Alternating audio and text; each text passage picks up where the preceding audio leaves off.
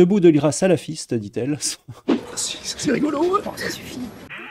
Les gars, vous avez passé un cap là, et pas un petit. C'est à vous, l'émission sur France 5 avec Anne-Elisabeth Lemoine. Voilà, tu le vois à l'écran. Hein. Il s'appelle Merwan Ben Lazar. Il a mis son compte Twitter en privé parce que voilà. Voilà. C'est le nouveau chroniqueur de C'est à vous, hein, l'émission France 5. Alors Anne-Elisabeth Lemoine, elle passe sa meilleure journée. Finalement, ça va, merci. T'aimes bien la chronique? T'aimes bien la chronique? Il dit j'ai régalé la boche. Je comprends pas. Ce soir, c'est ma première chronique. J'ai régalé la bosse et tout, c'est le feu. Mais Ok. Je vous le dis, vous avez passé un cap, hein, les gars. On est dans un sketch des inconnus. Attends, juste avant de faire la vanne. Ils ont déterré quelques-uns de ces tweets. On est en janvier 2021. Imen, une femme, qui dit « Je paye la livraison 24 heures, on s'en fout, pour que le livreur UPS me dit que je ne suis pas chez moi, ce gros menteur. » Et Merwan Ben Lazar, hein, notre ami, répond « T'étais encore en club alors que la place d'une femme est à la demeure auprès de son père.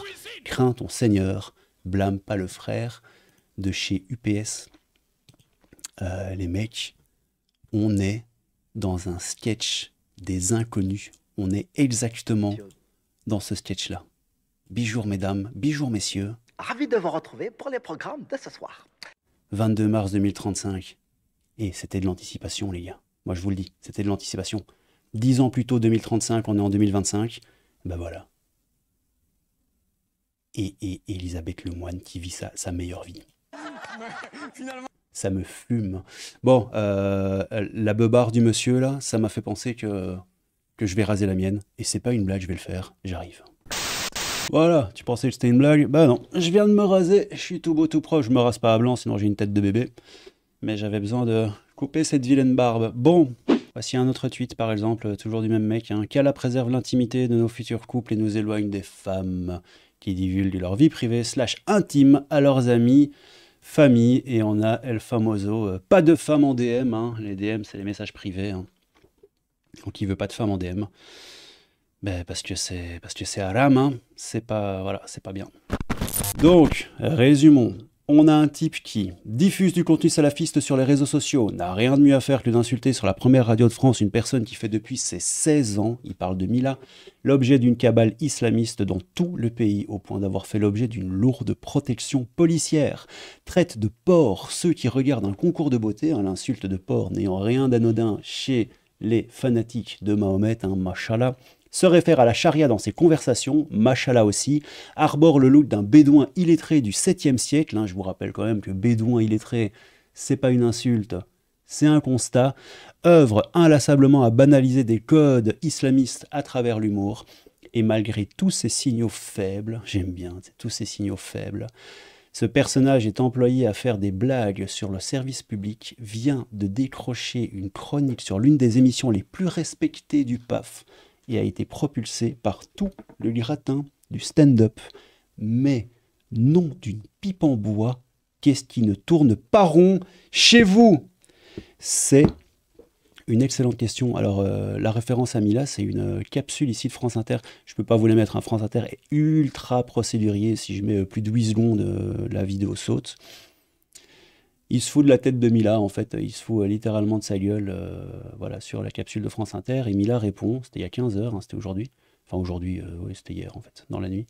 Ce bout de l'IRA salafiste, dit-elle, ce bout de l'IRA salafiste semble souvent manquer d'inspiration, il tente désespérément de faire rire ses collègues gauchistes sur France Inter, Bichette, avec un joli petit smiley. Il a aussi participé à la campagne anti-lémites contre Arthur, sous couvert hypocrite de MeToo, visant à ressortir des extraits hors contexte de ses émissions, culottées quand on considère que le plus parfait des hommes est un taré qui avait une enfant de 8 ans. Alors, non, elle en avait 9, il l'a mariée quand elle en avait 6. Il parle évidemment d'Aïcha. Notre malheur, c'est que les idéologues qui se croient encore à l'heure de la marche des beurs sont aux manettes de ce qui fait l'opinion publique à l'heure actuelle.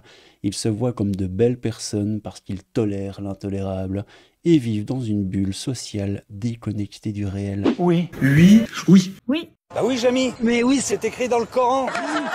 peut-être. Je vous rappelle aussi quand même, ça c'est rigolo parce que Ebra C'est le premier groupe de presse français, c'est un groupe de presse de l'Est, de France de l'Est, si je dis pas de bêtises.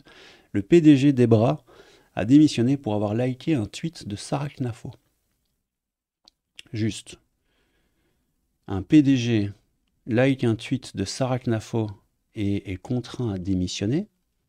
Et en même temps, vous avez ça sur le service public à l'heure de grande écoute. Bon. Mais encore une fois, elle vit sa meilleure vie. Hein. Finalement, ça va, merci. T'aimes bien la chronique, mais... C'est dingue. C'est vraiment dingue. C'est incroyable. L'audiovisuel de service public au service de l'exposition, pardon, j'allais dire autre chose, d'un islamiste. On est vraiment en plein dérapage là. Ouais, mais c'est assez ouf. Il y avait ce tweet là aussi, un PTDR frère, je débat pas de religion, on va regarder les conditions pour pouvoir le faire.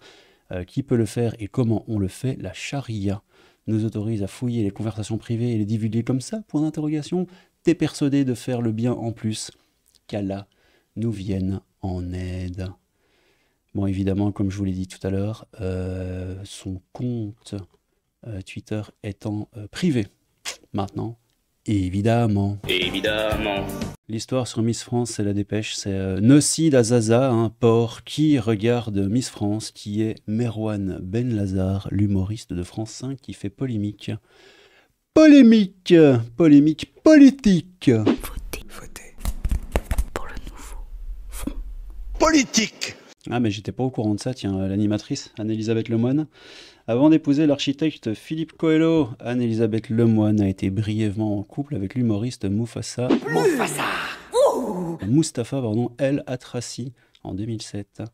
Une relation que l'animatrice qui souffle ce vendredi 29 juillet ses 52 bougies a cessé avant de porter plainte pour coups et blessures. Trop étonné. Alors c'est rigolo, la fin... les gars. La fin m'avait un peu fait rire, parce que t'as Anne-Elisabeth Lemoine qui se lève limite pour le checker, regarde. Tu vois, elle s'approche de lui, et je sais pas, je crois qu'elle s'est peut-être rendu compte que...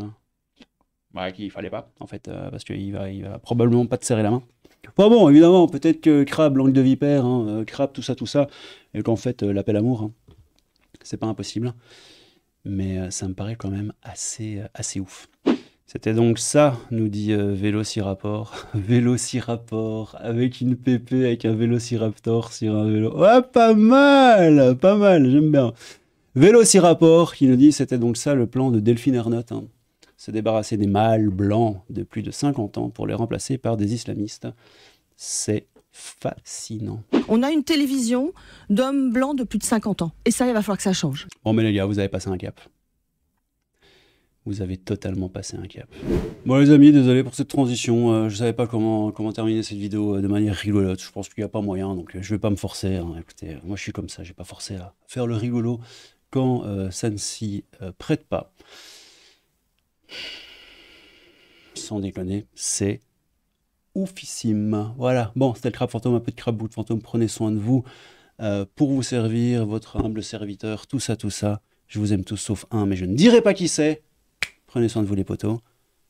C'est lunaire cette histoire, réellement lunaire. Bon allez, on se retrouve pour une prochaine vidéo ou en live tous les matins de 8h30 à 9h30 en semaine ou le week-end à 10h. Oui, c'est ça. C'était 9h30 normalement, mais là c'est plutôt 10h, c'est mieux 10h pour moi. Prenez soin de vous, comme ça je fais une petite grasse mat. C'était le crabe fantôme, petit crabe du fantôme, tout ça. Et à bientôt. Machallah, voilà. Tchou. Je patauge dans l'imbécilité. Et merci du fond du cœur au tipeur. Vous faites de moi un crabe heureux. E-R-E. Heureux, E-R-E.